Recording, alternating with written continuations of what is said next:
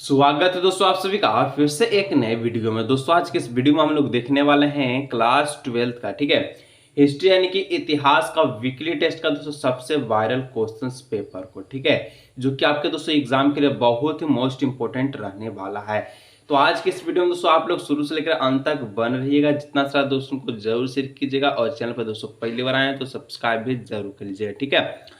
और एक बार comment section में बताइएगा कि आपका अर्धवार्षिक परीक्षा स्कूल में लिया जाएगा कि नहीं लिया जाएगा, ठीक है, एक बार कमेंट कीजिएगा क्योंकि उसका भी तैयारी कराना बहुत ही ज्यादा जरूरी है, ठीक है। चलिए तो दोस्तों यहाँ से हम लोग स्टार्ट करते हैं। सबसे पहले सेक्शन ए के सभी प्रश्नों को देखेंगे जो कि आपके लिए बेहद ही जरूरी है, ठीक है। और ये दोस्तों देख लीजिए, आपका अर्धवार्षिक एग्जाम होगा तो इसी प्रकार का क्वेश्चन अर्धवार्षिक एग्जाम में भी रहेगा, ठीक है। सबसे पहला प्रश्न बोल रहा है कि अल बरूनी का जन्म कहाँ हुआ था। अल बरूनी का जन्म दोस्तों कहाँ हुआ था, ये सबसे पहला क्वेश्चन आपसे पूछा गया है। देखिए ऑप्शन है दोस्तों, option number A Khwarazm, option number B Morocco, option number C तुर्की, ऑप्शन नंबर डी सीरिया, ठीक है। तो अल बरूनी का जन्म कहाँ हुआ था, तो अल बरूनी का जन्म दोस्तों ख्वारिज्म में हुआ था, यानी इसको कहा जाए तो ऑप्शन नंबर ए हो जाएगा इसका करेक्ट आंसर, ठीक है। चलिए इसके बाद दोस्तों ऑप्शन आपका क्वेश्चन नंबर 2 है, अल बरूनी ने अपनी पुस्तक की किताब ओल हिंद की रचना किस भाषा में की। यानी कि जो अल बरूनी जो बुक लिखा था, ठीक है, बुक जिसका नाम था किताब यानी कि ओल हिंद, ठीक है। तो ये जो है इसकी रचना यानी कि ये जो लिखे थे ये कौन शब्द में लिखे थे, ठीक है, तो अरबी भाषा में लिखा गया था। ये जो बुक है आपका अरबी भाषा में लिखा गया था, ठीक है। किताब उल हिंद की रचना अल बरूनी ने अपनी पुस्तक में अरबी भाषा में किया था। क्वेश्चन नंबर 203 आपसे पूछा जा रहा है, अल बरूनी किस भाषा के जानकार नहीं थे। यानी कि अल बरूनी को कौन सी भाषा नहीं आता था, ठीक है। तो देखिए सीरियाई भाषा, संस्कृत भाषा और फारसी भाषा ये तीनों आता था और एक अरबी भाषा भी आता था, लेकिन यूनानी भाषा नहीं आता था, ठीक है। ऑप्शन नंबर डी इसका हो जाएगा करेक्ट आंसर, ठीक है। चलिए इसके बाद दोस्तों आपका 4 नंबर का प्रश्न है, इब्न बतूता ने किस पुस्तक की रचना की।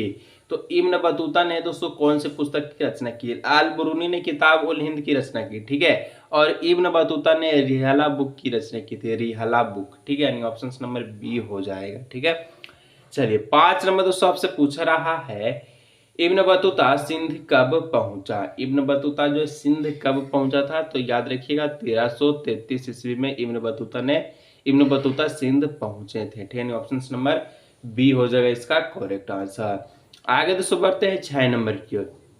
6 नंबर आपसे पूछ रहा है, इब्न बतूता ने भारत की यात्रा किस शताब्दी में की थी, ठीक है। अभी 21वीं शताब्दी चल रहा है, लेकिन इब्न बतूता ने भारत का जो यात्रा कौन सी शताब्दी में किया था, तो 14वीं शताब्दी में, यानी ऑप्शन नंबर डी, जो कि 1300 से लेकर 1400 के बीच के शताब्दी को 14वीं शताब्दी कहते हैं, ठीक है। और 2000 जैसा भी चल रहा है और 2100 के बीच की शताब्दी को क्या कहता है, तो 21वीं शताब्दी कहा जाता है, ठीक है। चलिए अगर दोस्तों आप लोग क्लास 12th में हैं, ठीक है, इंग्लिश को और इकोनॉमिक्स आपका दो सब्जेक्ट ऐसा है जो कि आपके बोर्ड एग्जाम के पेपर में है, आपका सब्जेक्ट है, ठीक है।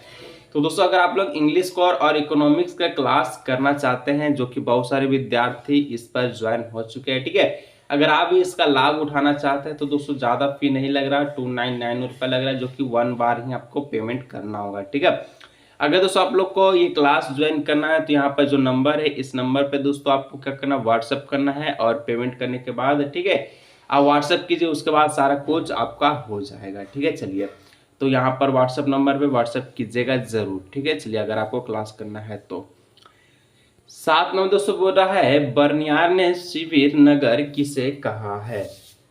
जो बर्नियार था ये शिविर नगर किसे कहा है, ठीक है, यहाँ पर क्वेश्चन है।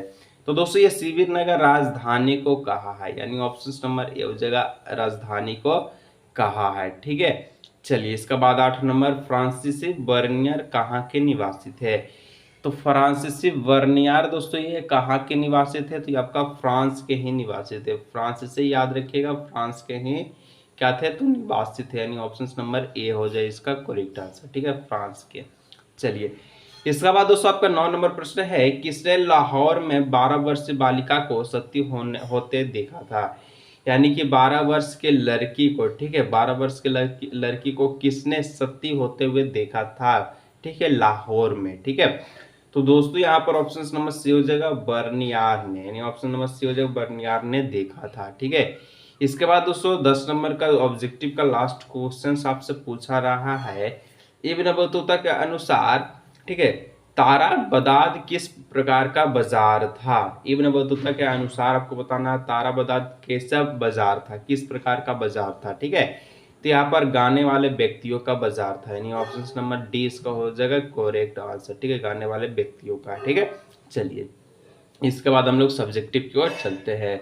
दोस्तों सब्जेक्टिव में section be very short answer question को सबसे पहले देखेंगे, सेक्शन बी को, उसका बाद सेक्शन सी, उसका बाद सेक्शन डी को, ठीक है। चलिए दोस्तों क्वेश्चन नंबर 1 पूछ रहा है सब्जेक्टिव का, अल बरूनी ने किस पुस्तक की रचना की। हम लोग अभी शुरू में यानी ऊपर में ही हम लोग देखे कि अल बरूनी ने किताब उल हिंद नामक पुस्तक की रचना की, और उल हिंद नामक पुस्तक ये कौन सी भाषा में लिखा गया है, इसका उत्तर आप सभी को कमेंट सेक्शन में कमेंट करके बताना है, ठीक है।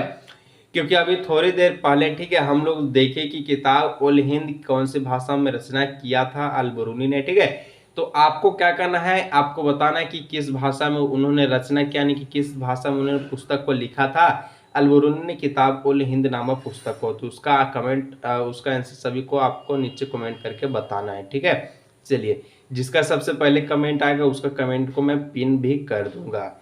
इसके बाद दोस्तों क्वेश्चन नंबर 2 आपसे पूछ रहा है, इब्न बतूता कहाँ के निवासी थे, ठीक है। अल बरूनी तो आपका दोस्तों कहाँ के निवासी थे, ख्वारिज्म के, लेकिन इब्न बतूता कहाँ के निवासी थे, तो इब्न बतूता मोरक्को के निवासी थे। कहाँ के, मोरक्को के निवासी थे, ठीक है। इसके बाद दोस्तों यहाँ पर हम लोग 13 नंबर दोस्तों कर रहा है शॉर्ट आंसर क्वेश्चन के रूप में 6 नंबर का प्रश्न है, ठीक है।